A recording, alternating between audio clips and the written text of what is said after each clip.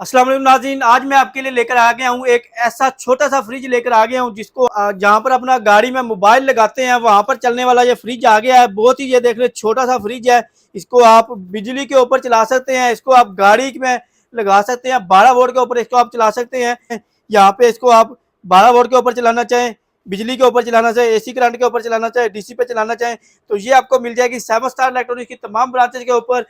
बहुत ही मुनासिब सा रेट है। अगर आप परचेज करना चाहते हैं, गाड़ी में अगर आप रखना चाहते हैं, आप अपना इसमें कोल्ड ड्रिंक रखना चाहते हैं, कुछ भी इसमें खाने की चीज़ें रखना चाहते हैं तो इसको आप इजीली गाड़ी में के जहाँ पर आप मोबाइल लगाते हैं वहाँ पर इसको आप चला के तो इसको रख सकते हैं। तो अगर आप परचेज करना चाहते हैं तो हमारा नंबर नोट कर लें 0302 94 पूरा 101।